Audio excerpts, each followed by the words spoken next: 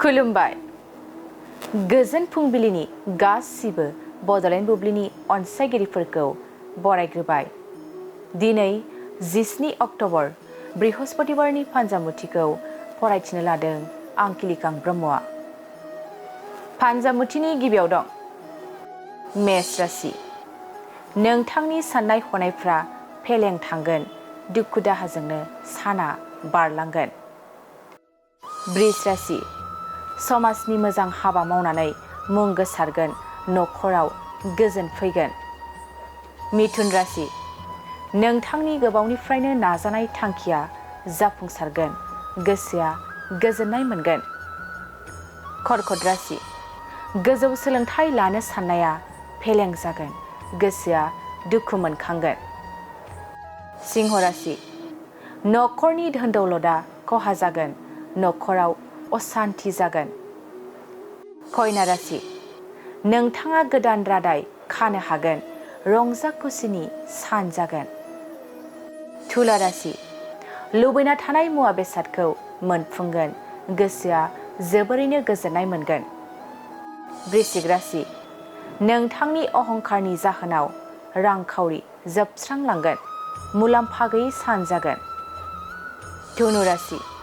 गोजान लामा हान्थिनायाव खैफोद सोमजिगोन, सांग्राङै थानाया गाहाम जागोन। मकर राशि। गोसोआव गोथार साननाय हनाय फैगोन, गोदान मिजिं लाना जिउआव आगान सुरनो हागोन। कुम्भ राशि। नोंथांनि बिबाना गाहाय फारसे फैगोन, दुखु दाहाजोंनो साना बारलांगोन। मीन राशि। मुलाम्फा गोनां सान जागोन, रांखावरि आरजिनानै लानो हागोन। दिनै सानसेनि राशि फरायथिनायाबो एसेनोसै।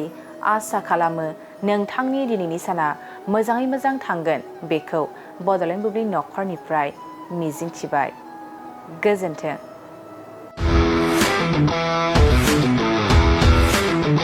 गोजोनथाव खौरां। टिभिएसनि गारि लानो गोसो गुदुं जानाय सुबुंफोरनि थाखाय मोनसे गोजोनथाव खौरां। चिरां जिल्ला बिजनीनि बागुरुम्बा टिभिएस गारि श'रुमा नोंथांमोननि थाखाय दुर्गा फुजानि धामाका अफार लानानै फैदों। बाइक आरो स्कुटि गारि सालायनो मोजां मोनग्रा रायजो राजाफोरनि थाखाय बागुरुम्बा टिभिएस गारि श'रुमा धामाका अफार होना नोंथांमोननि गेजेराव मोनसे मोजां खाबु होगासिनो दं। बिजनी स्टेट बेंकनि साखाथिनि CRPF केम्पनि उल्था सोनाब फारसे थानाय बागुरुम्बा टिभिएस श'रुमाव डाउन पेमेन्ट होनानै नोंथाङा टिभिएसनि गारि लानो हागोन। नोंथांमोना बागुरुम्बा टिभिएस श'रुमाव फैनानै नोंथांनि लुबैनाय बायदि टिभिएसनि गारिखौ लांफैनो हागोन। टिभिएसनि गारि सालायनो मोजां मोनग्रा रायजो राजाफोरनि थाखाय बागुरुम्बा टिभिएस श'रुमा बेनि अनगायैबो गोबां मोजां मोजां अफार लाबोदों। बेफोर अफारफ्रानो जाबाय जेरै गंनै हेलमेट फ्रि, फुल टिंकि पेट्रल फ्रि, फ्रि एसवेर गिफ्ट आरो टिभिएस कम्पानिनि गासैबो मडेलनि एक्सचेन्जनि खाबुआ एभाइलेबल जागोन। आरोबाव गुबुन मोनसे मोजां खाबुआ जादों फाइनान्स लागिरिफ्रा डाउन पेमेन्ट होनानै खम बेसेनाव टिभिएस कम्पानिनि गारिखौ लानो हागोन। लोगोसे आबुङै मिन्थिनो आरो बुकिं खालामनो थाखाय 7002132259 एबा 8638131734 जानबुं नम्बराव कल खालामना खौरां लानो हागोन।